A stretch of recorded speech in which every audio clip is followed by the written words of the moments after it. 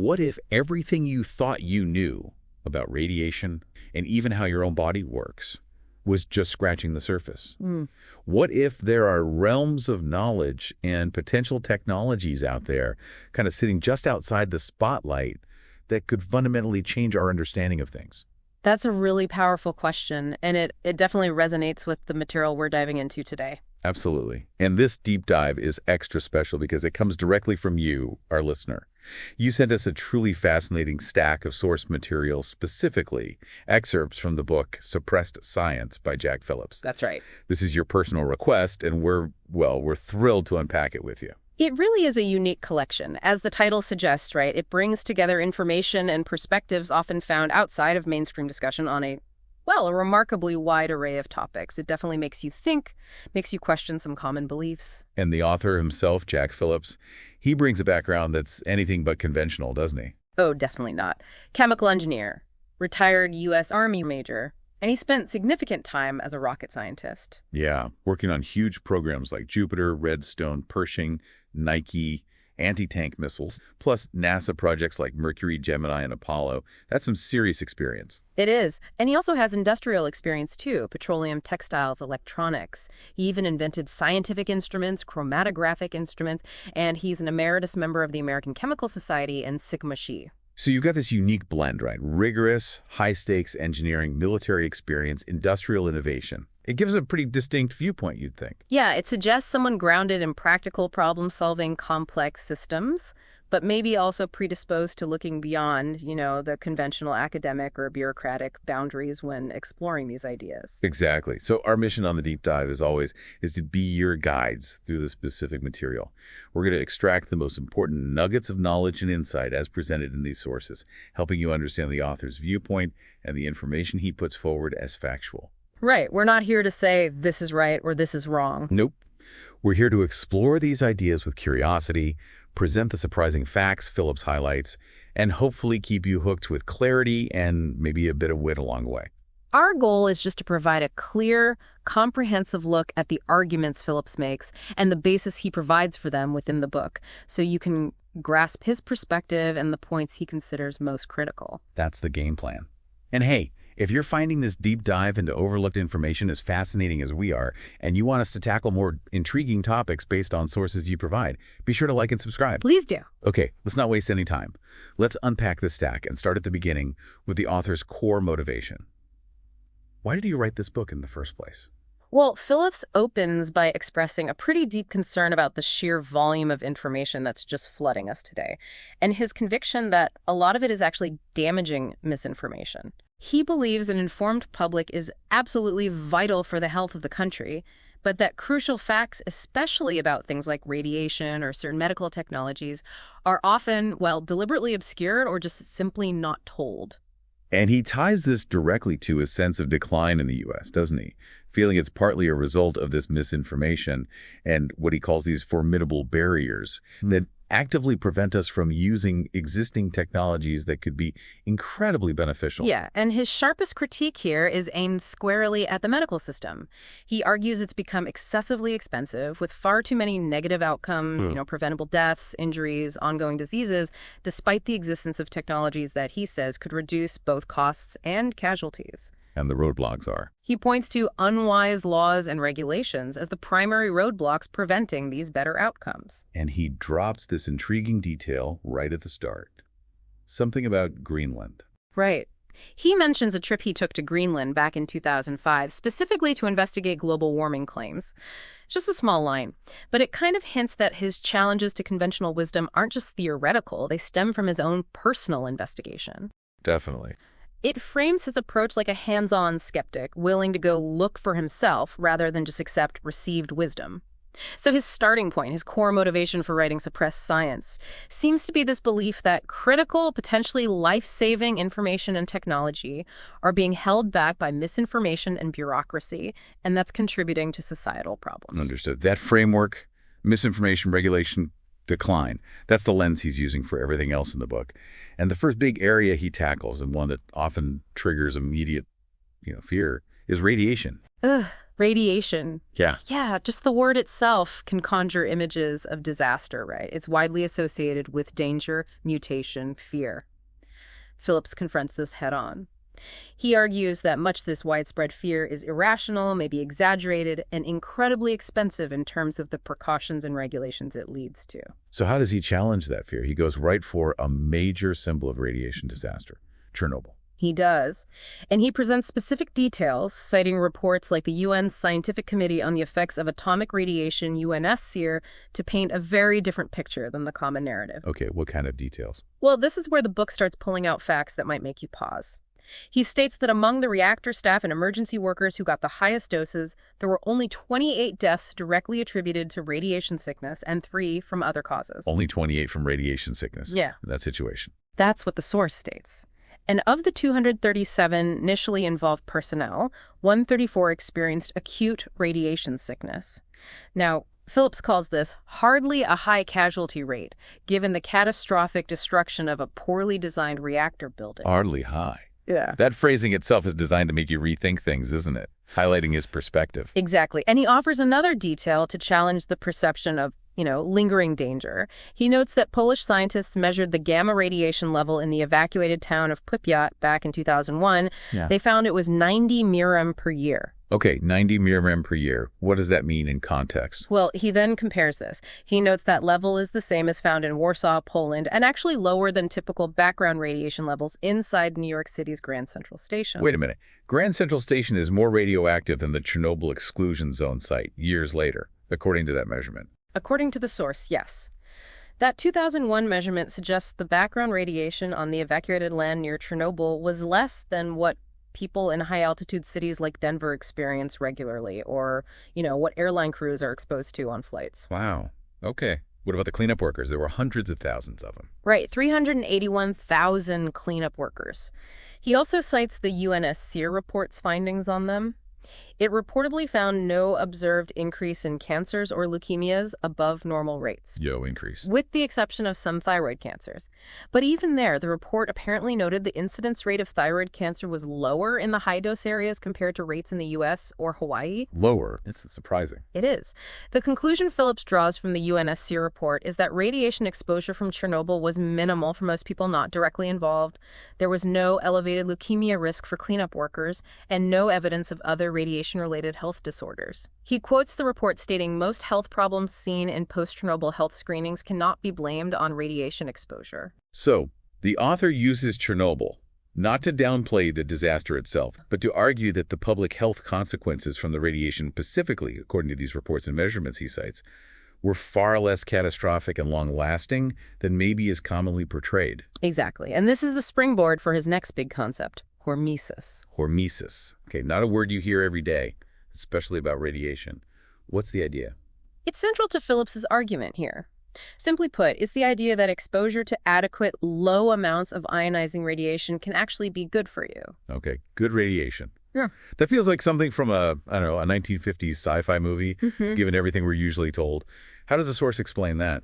Well, the theory, as described by Phillips, is that low doses don't cause harm, but instead act as a kind of stimulus to the body's natural protective system. It's thought to stimulate DNA repair mechanisms, which could potentially lead to fewer mutations over a lifetime and maybe longer life.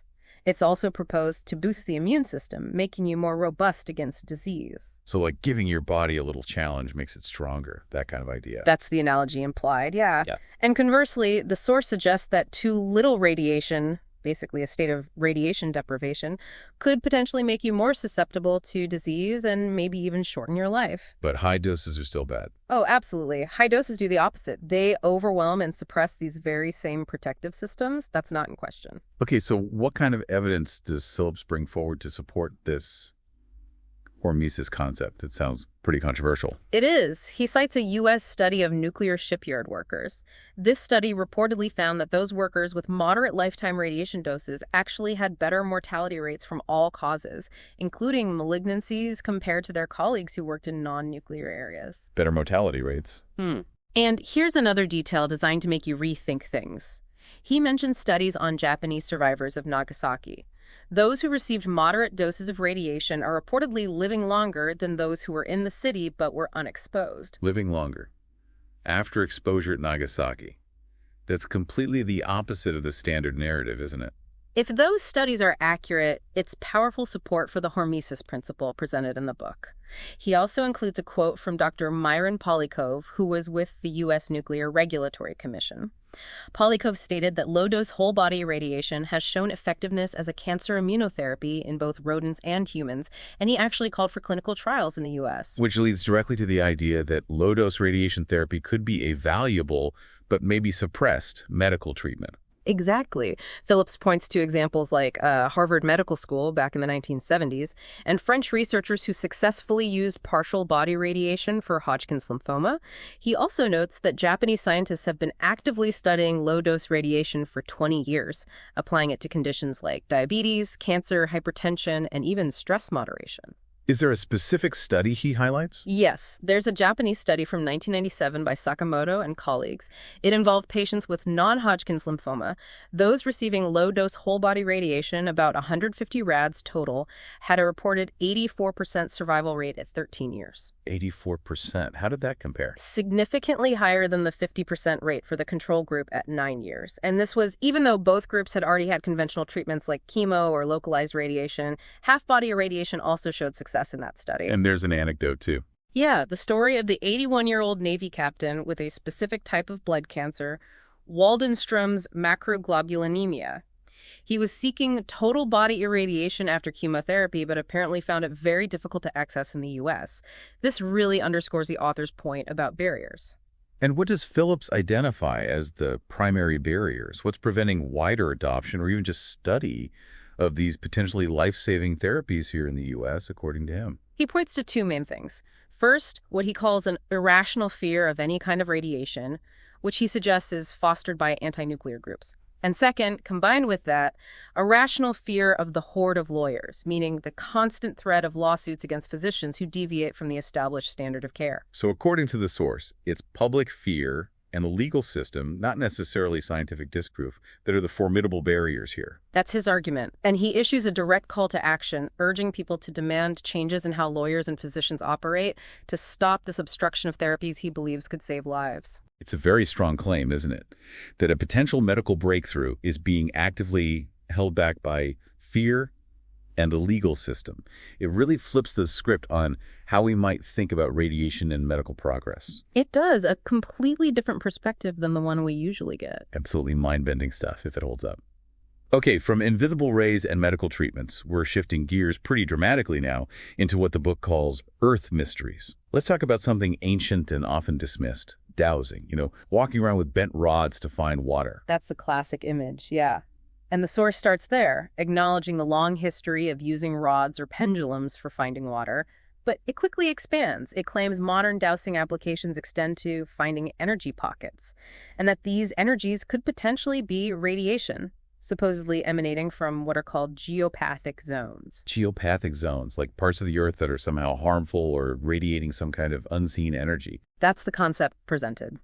The book delves into historical German research exploring a potential link between these areas detected by dowsing and various diseases, particularly degenerative ones like cancer. Okay, tell us about some of those researchers mentioned. Well, there's Johann Walther, who reportedly coined the term geopathic and actually advised doctors to have patients' homes doused if they had degenerative diseases. Dr. P.E. Dobler investigated effects on photographic plates. Dr. V. Fritsch called for more scientific research. And then there's Dr. Joseph Wust and others who reportedly used Geiger counters. Geiger counters? Yes, Geiger counters, to find and prove the existence of gamma radiation under cancer beds in a German town called Plittersbach. And a physicist named Reinhard Schneider, he's mentioned too. Right. Schneider reportedly developed a system based on physical principles and wrote guidebooks. He believed cancer was likely found above the intersection points of underground water veins, or fracture zones, and he had a specific idea about the frequency where the water's associated electromagnetic frequency is around 2,450 millicubitas, which is, microwave range. And he developed equipment. He even developed body scanning equipment based on this, though the book notes German law limited its use. The most detailed example the source presents, though, seems to be Baron von Pohl's Wilsberg report. This sounds pretty central to the author's argument about these geopathic zones. It's presented as a really critical piece of evidence. According to the report excerpt in the book, von Pohl went to this town, Wilsberg, and he doused outside people's homes. He marked on a map where his rods indicated underground watercourses, or this supposed radiation, identifying locations where he predicted residents were highly likely to get cancer. And he did this without going inside or talking to anyone, just mapping based on dowsing signal. Exactly, purely based on dowsing from the outside. Then he compared his map to the town physician's records of where deadly cancer cases had actually occurred. And the result? The claim, stated explicitly in the report extract, is that the physician's records of cancer deaths were in complete agreement with von Pohl's dowsing map. The report's striking key findings quoted, "Cancer deaths result, without exception, in houses and/or rooms and/or beds which lie above strong underground watercourses." Without exception. That's an incredibly powerful claim from the source. Almost unbelievable. How does the report handle the obvious skepticism this would generate? Well, it notes critics argued the test was easy just because cancer was common.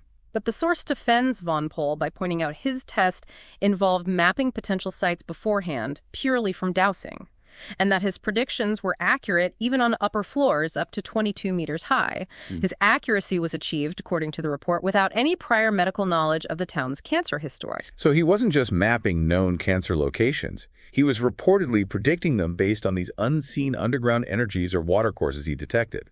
That's how the study is presented, yes. The report also describes some fascinating and, frankly, unusual properties of this energy or radiation. It's reportedly not blocked or attenuated by ice, iron, or concrete.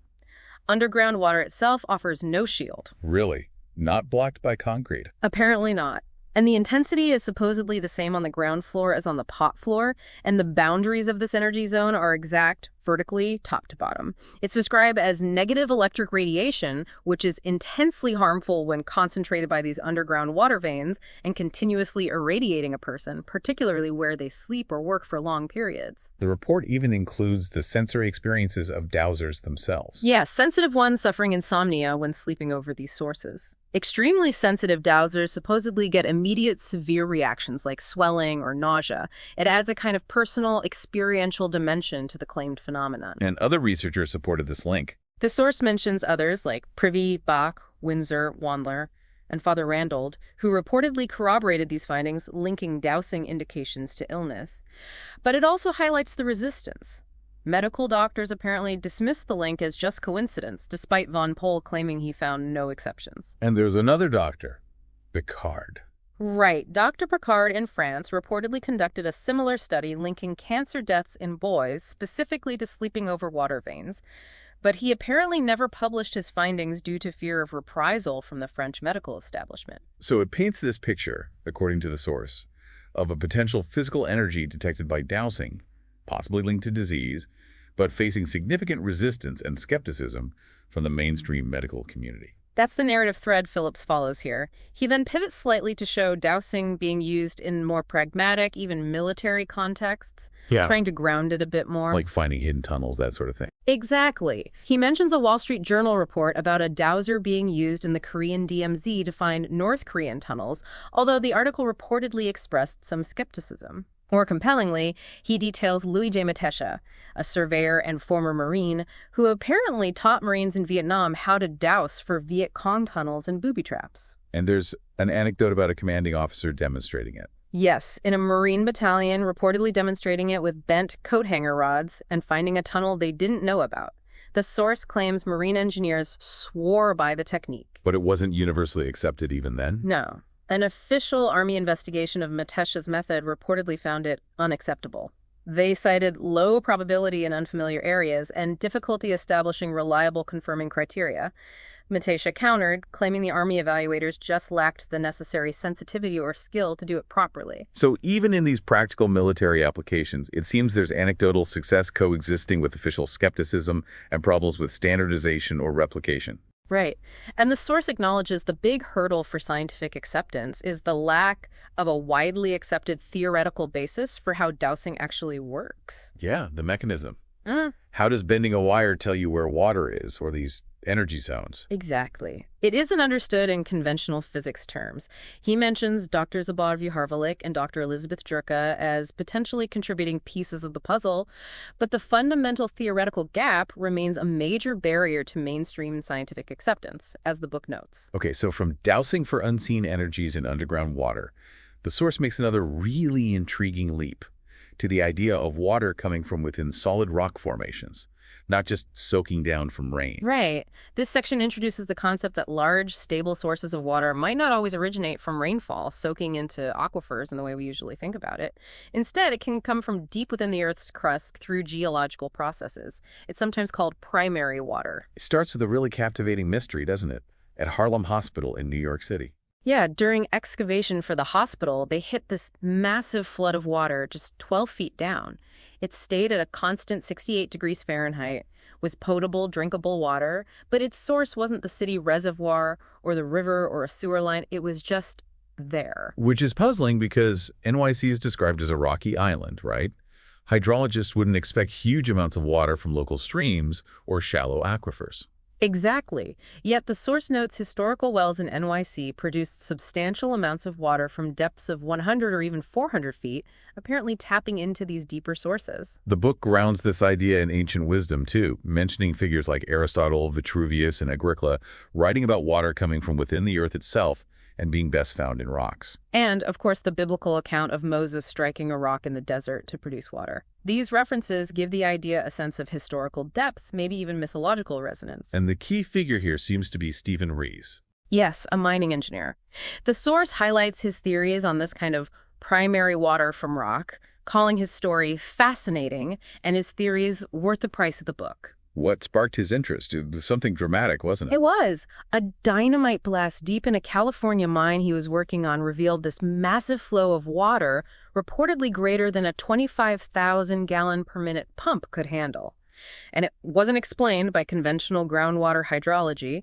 He couldn't find an explanation in the textbooks. Wow, that sounds like a real-world confirmation of those ancient ideas about water from rock. It's definitely presented that way in the source, and it points to other enduring examples. Jericho, where a river has poured from a rock formation for thousands of years despite very little rainfall in the region, and the Nefta Oasis in the Sahara Desert, which has had copious water coming from the ground for centuries, again, despite minimal rainfall. So the central idea presented here is that there might be a significant deep source of water generated within the Earth's crust, maybe related to geological processes that can be tapped into, and that this is a phenomenon known historically but largely overlooked by modern science.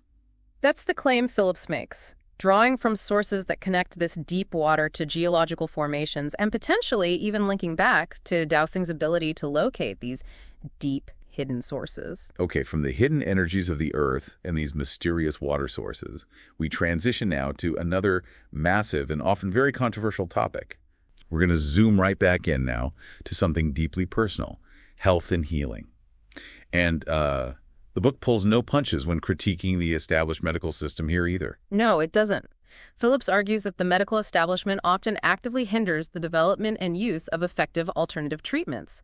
And sometimes, he says, it can appear downright vindictive towards practitioners who offer them. He revisits chelation therapy, which came up briefly before. What more does he say about it here? Right. While it's known for removing heavy metals and potentially helping with atherosclerotic plaque, the idea being it removes calcium deposits anchoring the plaque, allowing it to dissipate if you also make lifestyle changes. The book presents evidence suggesting much broader benefits. Like what? Well, it mentions the experience of the American College for Advancement in Medicine, or ACAM. They claim they had treated almost 500,000 people with chelation, with around 85% benefiting, and reportedly less than 30 deaths, mostly occurring before their protocols were fully developed. Okay, that's a lot of people treated. What about studies? More significantly, he cites studies presenting chelation as potentially protective against cancer, including a 1992 study by Clark et al., which reportedly showed a dramatic 90% reduction in the cancer rate, plus lower all-cause mortality, in a group that received chelation compared to a non-chelated group exposed to high traffic pollution. Hold on. A 90% reduction in cancer rate reported in a study after chelation. Yeah. That's an extraordinary claim presented in the source. That sounds like a potential suppressed insight right there. It's presented as evidence from a published study cited in the book, yes. He also includes an anecdote about a patient with severe, like 80% arterial occlusion who reportedly saw it reduced to 50% after just 10 chelation treatments. But despite these reported benefits in studies, the book details significant opposition from the medical establishment. Attempts to prosecute practitioners, condemnation in newsletters from prestigious institutions like Berkeley, Harvard, Mayo, all labeling it as unproven. How does Phillips respond to that unproven label? He calls it unreasonable to label a therapy that has reportedly benefited millions as unproven, especially when he claims studies by the NIH and CDC had already supported its clinical efficacy. And he points out that the FDA actually attempted to ban EDTA, the main chelating agent, but was blocked by a court ruling. He also points to a Federal Trade Commission ruling. Yes, where a judge found the AMA had created a formidable impediment to competition in healthcare delivery, basically stifling innovative practices that threaten the income of traditional fee-for-service physicians. This provides a potential economic motive for the opposition he describes. So what's the proposed mechanism for how chelation might have these wider effects beyond just arteries? The source suggests it works by clearing out enzyme poisons, things like heavy metals, excess copper, excess iron from the body. Removing these allows the body's natural healing systems to function more effectively, provided, of course, the person also gets proper nutrition and reduces their exposure to other poisons. The book also touches on chelation's potential for Alzheimer's disease, AD. Yes, briefly. It mentions a case where a man with severe AD symptoms, including being unable to speak, reportedly appeared to recover significantly after chelation treatments. He described it as feeling like he woke up. The theory floated is that maybe AD involves an oxygen-deprived brain that's kind of asleep, and removing heavy metal poisons might help restore function. And there was a connection to microbes, too. A possible one. He notes that researchers Livingston and Wheeler reportedly found microbes associated with cancer contain calcium, and that chelation removed these microbes from the blood. This might, the source suggests, explain the reported finding in that Swiss study linking chelation to cancer protection. So chelation is presented as a prime example of a potentially powerful yet suppressed therapy. But the book details others as well, focusing on suppressed cancer treatments. Yes, this section introduces a recurring and, frankly, tragic theme presented in the book. Brilliant innovators who developed unconventional therapies and reportedly met very unhappy fates at the hands of the medical establishment, harassment, legal battles, destruction of their work, labs burned. Like Dr. Royal Raymond Rife. Tell us about him. Rife is portrayed as a real visionary. He developed an extraordinary microscope, reportedly capable of 35,000 to 60,000 magnification, way beyond standard microscopes, then with which he claimed he could see viruses in their living state, not just dead ones. Incredible magnification. But he also developed a treatment device. Yes, more controversially, he developed a frequency device. He claimed it could kill specific bacteria and viruses using resonant frequencies, basically, shaking them apart with the right frequency of energy. And it was reportedly effective against cancer in early trials. And his fate, according to the source. Harassed in court repeatedly, his device was eventually declared illegal, his lab records were destroyed in a mysterious fire, and he reportedly became an alcoholic and died broken. Attempts to replicate his technology since then are said to be hampered by its illegal status. A really tragic story as presented. Wow. Who else? Then there's Dr. Elizabeth Livingston. She reportedly isolated a microbe she named progenitor cryptosides from cancer tissues. It supposedly passed through viral filters but could be cultured like a bacterium. She patented a method to control it, but was ordered by California authorities to stop using her therapy because it was deemed inconsistent with state law. Dr. Stanislaw Brzezinski is mentioned, too. He faced significant pressure for his antineoplastins therapy. Yes, reportedly intense, orchestrated pressures from the cancer establishment, NCI, ACS, clinicians heavily invested in chemotherapy. He was accused of promoting a simplistic view that a cure was just around the corner if only he got funding. Phillips's view, presented here, is that the establishment relentlessly pushes chemo, ignores alternatives, while Congress fails to acknowledge that, in his words, they are losing the war against cancer. And gasenescence. Another example. He developed the somatid theory, proposing a complex life cycle for microorganisms linked to degenerative diseases. He built his own high-magnification microscope, the somatoscope, to observe them. He developed immune enhancers, like a product called 714X. But he faced repeated legal charges in Canada, illegal practice of medicine, even a murder trial for a terminally ill patient who died after taking his product, though he was acquitted. Acquitted, but still faced backlash. Well, apparently. The source claims the local medical society disparaged the jury after the acquittal, and medical establishments remained unwilling to adopt his advances or investigate his findings. These are powerful, unsettling stories presented in the source, highlighting this pattern of independent researchers developing non-conventional approaches, particularly for cancer, and reportedly facing severe legal and professional consequences from the established medical system. It strongly supports the author's central premise that the establishment actively suppresses alternative approaches, especially those that might challenge the dominance or profitability of conventional treatments like chemotherapy or radiation. The book then goes deeper into the underlying concepts of pleomorphism and biological terrain, which seem to underpin some of these alternative views of disease he's been discussing. What are those about? Okay, so pleomorphism is the idea that microorganisms, bacteria, fungi, viruses, aren't fixed species like dogs or cats. Instead, they can change their form and function depending on the conditions they find themselves in. They can morph. Change shape and what they do. Exactly. And the biological terrain refers to the body's internal environment, your blood, your tissues, the pH, the nutrient levels, the oxygen levels. The idea is that health depends on maintaining a healthy internal environment, a healthy terrain. A deteriorated terrain, on the other hand, allows potentially harmful pathogenic forms of these microbes to thrive and cause disease. It's the soil, not just the seed. So disease isn't just about the germ. It's about the body's condition allowing the germ to become harmful. That's the core idea. Dr. Gunther Enderlein is highlighted here. He reportedly used dark field microscopy, a special type of microscope that allows you to see living cells in unstained blood to link elements of a fungus's growth cycle to various chronic diseases. And he developed treatments based on this. Yes, reportedly using specific non-harmful forms of the fungus to neutralize the pathogenic forms that were causing disease. But the source states he was largely ignored by medical establishments because they were unwilling to recognize the fundamental principle of pleomorphism. It didn't fit the standard model. Professor Friedrich Franz Friedmann is another key figure presented with his biological medication for tuberculosis developed in Germany back in 1903. Right. It reportedly reduced the need for surgery and long stays in sanitaria and was even declared harmless and effective by the Prussian National Assembly in 1922. Enderlein also studied its effect and found it halved TB infestations in his observations. But Friedman's story takes a dramatic turn when he comes to the U.S., doesn't it?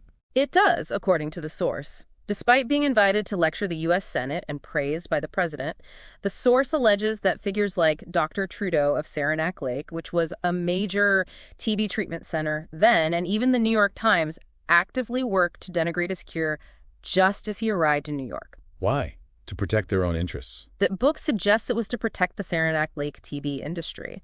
This opposition allegedly prevented Friedman from getting a chance to earn a $1 million prize offered for curing a certain number of patients. Despite this, the preparation is still reportedly used in Germany today by a company called Sanum Kaelbeck. Wow. Then there's Dr. Wilhelm von Bremer. He also fits this picture. He identified a blood parasite, reportedly a bacterial form of the mucorracimosis fungus, as a causal agent in cancer back in 1947. His key idea was that carcinogens didn't cause cancer directly, but they created the environment, the unhealthy terrain, in which this disease-causing microbe could thrive. And Enderlein's treatments tied into this. Reportedly, yes. Enderlein developed treatments using specific fungi forms aimed at neutralizing these cancer-causing bacterial forms identified by von Bremer. More recently, the book mentions Dr. Erik Enby in Sweden. Yes, using dark field microscopy again. He claimed to see unconventional forms, pleomorphic microbes in the blood of patients with conditions like cancer, AIDS, MES, and hard-to-treat hospital infections. He reported successful treatment of hospital infections and even AIDS using biological preparations like pefrekel, notikel, and ozone therapy. And he believes the AIDS microbe itself is pleomorphic. That's his reported belief. He claimed to see dramatic improvements in patients and their blood picture using these methods. His work is connected, in the book, to Dr. Peter Duesberg, a well-known retrovirologist. Duesberg reportedly questions if HIV is the sole cause of AIDS, noting its widespread nature compared to the concentration of actual AIDS cases. He suggests that growth forms of fungi might be involved, potentially linking back to the ideas of Enderlein and Enby. It's a really dense section, isn't it? presenting this consistent alternative view of disease. Microbes can change form, pleomorphism. The body's internal environment, terrain, is key, and these researchers using non-conventional microscopy or biological preparations have reportedly faced significant resistance and suppression. The common thread is a fundamentally different understanding of illness that challenges the dominant germ theory and the pharmaceutical-based approaches that stem from it. And this difference, the source claims, leads to these therapies being ignored or actively suppressed. From microbes in terrain, the book shifts again to healing with light and energy. This feels like a different kind of approach altogether. It does, although you could argue it's still rooted in the idea of interacting with the body in non-chemical, maybe energetic ways. It mentions ancient roots, with Egyptians and Greeks reportedly using colored light for healing. But the main historical figure highlighted is Dr. Dinshaw Gardiali from the 1920s. He developed the spectrochrome system, which used specific colored light irradiation for healing based on 30 years of his work. He used it with an instrument called an itsitometer to measure temperature changes. And was it reportedly effective? The book cites Dr. Kate W. Baldwin, a senior surgeon at Philadelphia Women's Hospital, who reportedly reported significant success with spectrochrome for a wide range of conditions, surgical cases, claiming it spared patients suffering and scarring, septic conditions, cardiac issues, asthma, eye problems, a broad spectrum. But Gardiali's fate, it aligns with the pattern we've seen described in the book. Unfortunately, yes, according to the source. Prosecuted numerous times, bankrupted, eventually jailed. His books, except for his personal library, were reportedly burned by the FDA, and his spectrochrome instruments were destroyed. Another innovator whose work, despite reported successes by physicians using it, was met with destruction and suppression, according to the source. Exactly. The source contrasts this historical suppression with modern light therapy research. It notes that NASA-designed red LED lights, initially used by astronauts for plant growth, were found to accelerate wound healing. LEDs for healing. Yes. And it mentions research by Dr. Jonas Eels at the Medical College of Wisconsin, using red LED pulses to help rats poisoned with methanol recover significant retinal function. 60–70% recovery reported. Studies using laser light for therapy are also ongoing now. So light-based therapies are being explored today, but the book frames the earlier suppression of Gardiali as a tragic lost opportunity. Precisely. It calls for a reevaluation of these and other suppressed therapies, noting their potential benefits and arguing they are often less costly and less lethal than drugs radiation. It underscores the danger of conventional approaches by citing a New England Journal of Medicine report stating prescription drugs kill around 180,000 Americans per year. Wow. Okay, the book then broadens the health discussion again to nutrition, diet, and deficiencies. This feels like another area where external forces are seen as negatively impacting public health in the author's view. Yes, the source expresses significant concern about the involvement of the World Trade Organization, WTO, specifically through something called Codex Alimentarius. The claim is that this international body could hamstring the U.S. dietary supplement industry, much like it reportedly has in Europe, by imposing very low dosage limits for vitamins and minerals. Limits seen as inadequate. Yes, inadequate for achieving optimum health, thereby potentially increasing reliance on expensive drugs and medical services. This is linked to broader issues mentioned. U.S. soils depleted of essential minerals, leading to less nourishing food overall, and the negative impacts of processed foods and hydrogenated oils. And specific U.S. legislation is mentioned. Yes, legislative efforts back then, like Senate Bill S. 722, Dietary Supplement Safety Act, and House Resolution H.R. 3377, Dietary Supplement Access and Awareness Act, were viewed in the source as increasing the power of the FDA and the medical establishment over supplements.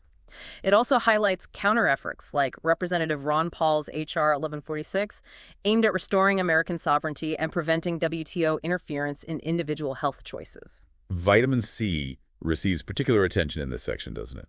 It does. The book notes that humans are one of the few mammals unable to synthesize their own vitamin C. It presents Linus Pauling's theory that if humans hadn't lost this capability some 40 million years ago, our bodies would naturally produce something like 1 to 20 grams per day, depending on stress levels. And Pauling's controversial theory linking low vitamin C to cardiovascular disease. That's discussed. The theory presented is that low vitamin C leads the body to use a substance called LPA, lipoprotein, to patch weak spots in artery walls, and this LPA then accumulates as plaque. Combining high doses of vitamin C with the amino acid lysine is suggested by Pauling as a way to potentially reverse existing plaque. Pauline's personal experience with colds is mentioned too. Right. His claim that taking large doses of vitamin C significantly reduced the frequency and severity of his colds. The book discusses dose-related effects and recommendations for high doses, even up to bowel tolerance, the point just before digestive upset, which could be 4 to 15 grams per day for healthy individuals, and much higher during illness. Irwin Stone's method of taking 1.5 to 2 grams at the very first sign of a cold and repeating it is also mentioned. Its antiviral properties are noted again, linking back to earlier discussions like West Nile virus. But what about the debate over safety? Aren't large quantities sometimes called poisonous? The book addresses that directly, contrasting it with Pauling reportedly taking 18 grams a day and living productively past 90. It's presented as a relatively inexpensive nutrient with significant potential benefits. It also includes Dr. Joel Wallach's perspective. Yes, on the body's need for a very wide range of nutrients. 60 minerals, 16 vitamins, 12 essential amino acids, 3 essential fatty acids. Wallach claims U.S. soils are deficient in many of these. The source even includes Wallach's controversial and somewhat humorous observation comparing the average American's lifespan to that of doctors, questioning if doctors who avoid supplements, calling it expensive urine, might die earlier, cheap urine, because they lack essential nutrients. It's provocative. The rise in asthma and allergies, particularly among children since the late 1970s, is highlighted too. Yes, as an unexplained phenomenon potentially linked to factors like lack of exercise and the standard American diet, SAD, high in simple carbs and high glycemic foods, contributing to obesity, BMI over 28 mentioned as a risk factor, Americans resembling the food pyramid, large at the bottom. And lean to yeast or candida. Dr. Fred Pescator's claim is presented that excessive antibiotic use kills beneficial gut bacteria, allowing candida, a yeast that feeds on sugar, to overgrow. Treating this yeast overgrowth reportedly improved asthma and allergies in his patients. But this perspective, the source says, is not taught in medical schools. The average American's high sugar consumption, 138 pounds per year, is noted as fueling this problem. There's also confusion between food allergies and sensitivities. Right. The book clarifies that while most Americans think they have food allergies, around 70%, only about 1 to 2% have true Ig-mediated allergies with immediate reactions. The controversy discussed is whether food sensitivities are real, Pescator's view, or if they are actually delayed allergic reactions mediated by IgG antibodies manifesting hours or even days later, Dr. James Braley's view. And Braley links these sensitivities to many conditions. Yes. Braley's view, as presented, is that these undiagnosed sensitivities are widespread and linked to a variety of conditions like MS, arthritis, and GR, gastroesophageal reflux disease. It notes that 45–65% of asthmatics also have GRs, which can worsen their asthma. How are these sensitivities diagnosed, according to the source? Reportedly requires special immune tests, like the ELISA test, which checks blood reaction to various foods. A personal anecdote is included about finding 18 such sensitivities in one individual using this method. Childhood factors contributing to allergies are mentioned too. Yes, things like declining breastfeeding rates, overuse of antibiotics, and deficiencies in essential fatty acids, EFAs. EFA deficiency is said to weaken cell membranes, making them more permeable to allergens, and is also potentially linked to hyperactivity. And the mechanism for sensitivity reactions. The idea described is that incompletely digested food particles entering the bloodstream trigger an inflammatory response, releasing histamine and leukotrienes. Other triggers like artificial colors and flavors linked to hyperactivity, and ingredients in carbonated beverages, malt, yeast, corn, are also mentioned. Practical advice for parents is included. Yes, for severely allergic children. Having an emergency plan, careful label reading, keeping an EpiPen handy. Also, advice on exercise-induced asthma triggers.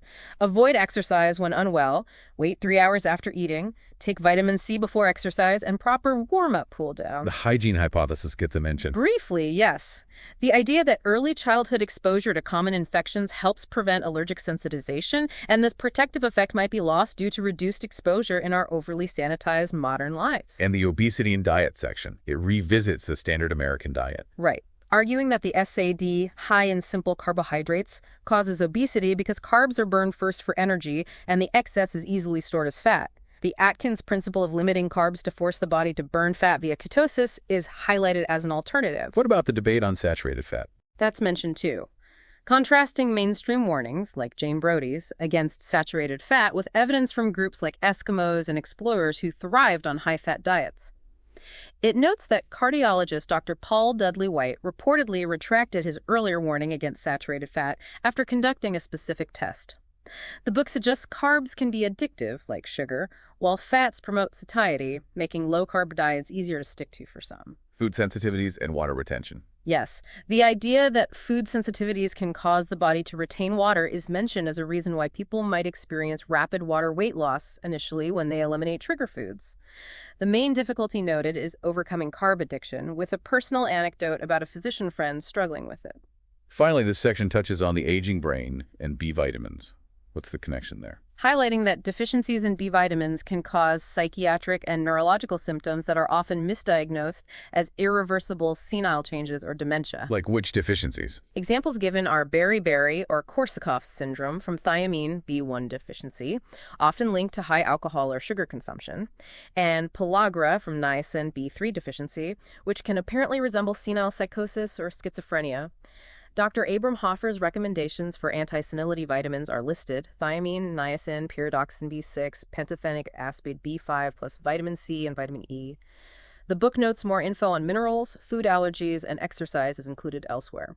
Wow. This entire health section is incredibly dense and detailed, isn't it? It argues really strongly that nutrition, deficiencies, sensitivities, coupled with systemic barriers and maybe vested interests, play a massive and often overlooked role in modern health issues. Absolutely. And that simple, often inexpensive interventions like vitamins, diet changes, or chelation are frequently ignored or even suppressed, according to the author, in favor of more complex, costly, and potentially harmful conventional treatments. It connects many seemingly disparate health issues, from heart disease and cancer to allergies and aging, back to fundamental issues of diet, nutrition, microbial balance, and the political and economic environment surrounding healthcare. It presents a powerful case for looking beyond the standard medical approach. Okay. Finally, under the public safety umbrella, the book discusses possible epidemics and public health threats. And let's keep in mind that this book was published in 2006. What are the concerns raised here? Air travel is identified as a major factor in the rapid global spread of disease vectors, things like mosquitoes carrying West Nile virus or dengue fever. New viruses emerging from China, where close contact between birds, pigs, and people is common, are noted as a particular concern, especially since swine can act as mixing vessels for flea strains that can then jump to humans. And immigration policies are brought into this discussion. This sounds sensitive. It is presented as a sensitive but critical factor by the source. It claims that lax enforcement of immigration laws at the time was allowing old diseases, like certain forms of TB, to reemerge in difficult-to-treat forms. The source states that legal immigrants were no longer required to have physical exams, and undocumented immigrants were effectively exempt, reportedly leading to public health conditions in some parts of the U.S. reaching third-world levels. It's presented as a public health consequence of policy decisions. West Nile virus, WNV, is discussed specifically. Yes, as widespread and potentially out of control in the U.S. since its first identified appearance at the Bronx Zoo in 1999. The book claims limited testing, typically only hospitalized cases with brain swelling, encephalitis or meningitis were tested, means the full scope of the infection was unknown. Mosquito spread is highlighted, and the source provocatively claims some environmentalists opposed effective mosquito-killing measures, quoting them as saying WNV only kill the old and sick. And here's another potentially earth-shattering claim presented in the source regarding treatment involving vitamin C again. Yes. For arboviral meningitis, the type of brain inflammation caused by viruses like West Nile, the book states the only claim of a cure ever published comes from a 1971 paper reporting success with large intravenous doses of vitamin C. The only claimed cure. And it hasn't been investigated. According to the source, this potential therapy has reportedly not been investigated further in the U.S. because it's not the standard of care. Physicians using non-approved treatments risk losing their license. The source calls for investigation, arguing standard of care shouldn't impede health, and suggests a possible mechanism. Killer T cells, part of the immune system, need vitamin C to function properly, and vitamin C itself has antiviral properties. Moving into a completely different realm now, the book explores the power of mind and consciousness research. Where does it go with this? This section shifts from the physical world and the body to the internal landscape of human consciousness and the capabilities of the mind. It explores research that goes beyond purely physical, material explanations for how things work. It does acknowledge mainstream research first, though. brain-machine interfaces. Yes, it highlights the significant conventional scientific effort by governments and universities into understanding the mind, particularly the rapidly advancing field of brain-machine interfaces. What kind of examples? Research into mapping memory circuits, Ted Berger at USC is mentioned, controlling robots directly with brain signals, Miguel Nicolelli at Duke, Daryl Kipke at Michigan, including a remote control experiment. Developing advanced electrode systems to read brain signals, Richard Anderson at Caltech. Creating prostheses for paralyzed individuals that can be controlled by thought, John Donahue at Brown, Andrew Schwartz at Pitt. And developing the necessary hardware and software to make it all work, Harvey Wiggins at Plexen. So there's a lot of serious funded research exploring how the brain interacts with technology and potentially external systems. Absolutely. This provides a baseline of mainstream interest in unlocking the brain's capabilities. But the source then connects this, perhaps speculatively, to research into psychic phenomena, suggesting they might be related or tapping into similar underlying principles. Like what kind of psychic research? It mentions the Ozark Research Institute, ORI, reportedly studying brainwaves during remote psychic healing sessions, trying to see if there are measurable correlates. And Dr. Valerie V. Hunt's work. Yes, her work at the Energy Fields Lab at UCLA, described in her book Infinite Mind.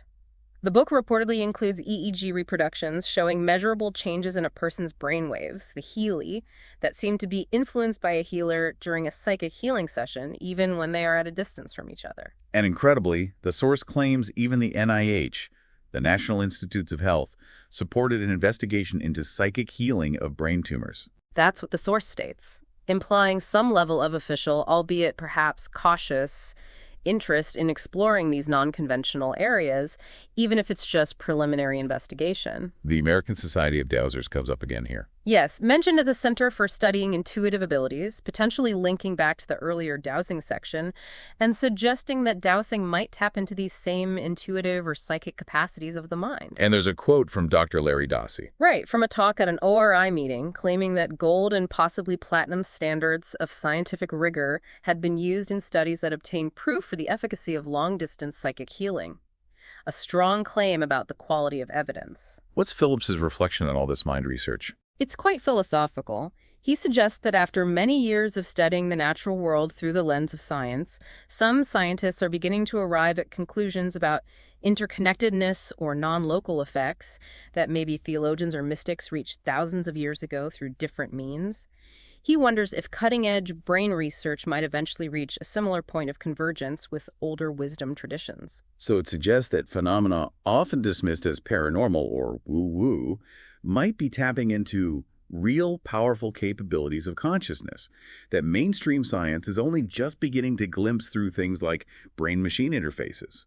It positions the human mind as potentially having much greater and perhaps historically understood abilities than currently recognized by conventional science. It definitely encourages you to consider the possibility that our understanding of reality, consciousness, and the mind is far from complete, that there might be more going on than fits neatly into our current models. Absolutely. And finally, the book touches on a topic often relegated to tabloid headlines or simple explanations. Crop circles. What's the take here? Phillips introduces the idea that while many, perhaps most, crop circles are undoubtedly hoaxes created by people with planks and ropes. Some might represent a genuine, currently unexplained phenomenon, not just pranks. And the key piece of evidence he presents for this is Nancy Talbot's eyewitness observation from 2001. Yes, this seems crucial to the argument. She reportedly observed, in broad daylight, a cylindrical plasma discharge, like a beam of energy descending from an overcast sky and hitting the ground 3 times in a field of string beans. Each hit flattened the plants, forming a crop circle. She saw it happen. That's her reported account. An associate reportedly observed the same event from a different location, and crucially, they reported no sound, no odor, no feeling of electrical tension, and the source of the discharge was unknown, just coming from the overcast sky. A silent, cylindrical plasma discharge creating a physical pattern on the ground. That's an extraordinary eyewitness account that points away from a simple human prank, doesn't it? It's presented as direct observation of something non-conventional creating the formation. The source also mentions the work of the BLT research team, led by Talbot, who have been investigating crop circles scientifically since 1992, reportedly with hundreds of trained field samplers collecting plant and soil samples from formations worldwide. And they reportedly found actual physical changes in the plants and soil within formations they deemed genuine, not just flattened crops. Yes, unusual physical changes. Things like the pulvinodes. There's the nodes or knuckles in plant stems that allow them to bend towards light being bent or elongated in ways that reportedly aren't possible through simple mechanical force without breaking the stem. They also reported finding expulsion cavities, like tiny blowout holes in the stems, and changes in the crystalline structure of the soil within the formations. Changes that indicate energy was involved. Yes. Changes, they claim, indicate considerable energy, possibly intense, rapid heating, was involved in creating the formation.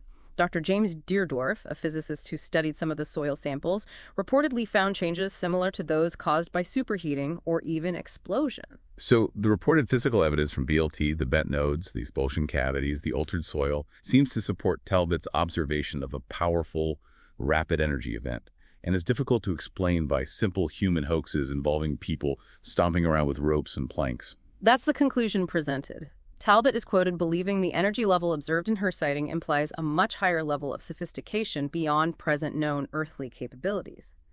The source also notes that BLT papers detailing these findings have been published in peer-reviewed scientific journals like the Journal of Scientific Exploration and Physiologia Plantarum, suggesting their research methodology has met some level of scientific scrutiny, even if their interpretations remain outside the mainstream consensus. So it takes this phenomenon, often dismissed entirely as a hoax, and presents specific eyewitness testimony and physical analysis, suggesting that, for at least a subset of cases, there might be a real unexplained energy or perhaps even technology at work. It fits the book's overall theme of suppressed or overlooked mysteries, doesn't it? It does. It's another piece of the puzzle Phillips presents that encourages the reader, you, to consider that perhaps not everything in our world operates strictly according to our current scientific understanding or explanations. There might still be genuine mysteries out there. Wow. What an incredible journey we've taken just based on the source material you provided. We've explored the possibility that radiation in low doses might actually be beneficial and its dangers exaggerated. We've delved into ancient arts like dowsing and the potential for hidden earth energies linked to disease and even water appearing from rock. And investigated controversial health treatments like chelation, frequency devices, light therapy, and nutritional approaches, highlighting these recurring stories of innovators reportedly suppressed by the medical establishment. Right. We looked at public safety through the lens of things like potential epidemics linked to travel and environmental factors, and finally peered into the mysteries of consciousness research, psychic phenomena, and even potentially unexplained phenomena like crop circles. It's covered a huge amount of ground. It's truly been a deep dive into a world of ideas and information that, as the title suggests, largely exists outside the conventional narratives we usually encounter. We've really aimed to faithfully represent the content, the perspectives, the details, and the evidence presented in Jack Phillips's book, Suppressed Science, acting as your guides through this specific material you asked us to explore. And remember, our goal here wasn't to tell you this is true or this is false. It was to explore these ideas with you, to help you understand the author's viewpoint and the basis he provides for in the book, regardless of how widely accepted these concepts are in the mainstream. Yeah, it's really an exercise in critical awareness, isn't it? Recognizing that there are different perspectives out there, different interpretations of data, and often complex reasons, sometimes political, sometimes economic, sometimes just inertia, why certain ideas gain prominence while others are overlooked, or, as the author strongly suggests, actively suppressed. It certainly encourages a healthy dose of curiosity and a willingness to maybe question conventional wisdom sometimes. It really makes you wonder, doesn't it? What other crucial knowledge or potentially beneficial technologies might be out there, maybe waiting to be understood and applied, but currently facing barriers, or simply being ignored because they don't fit the current paradigm. And that leads us to a final thought for you to ponder as you digest everything we've discussed today. If knowledge truly is most valuable, as the author implies, when it is both understood and applied, what might we as a society, or even just as individuals, be missing out on in our world today simply because that knowledge exists outside the commonly accepted view? A powerful question to leave you with. Thank you so much again for sharing this fascinating source material and allowing us to take this deep dive with you. It was quite the exploration into, according to this book, some truly suppressed science. It certainly was. A lot to think about. We'll catch you on the next deep dive.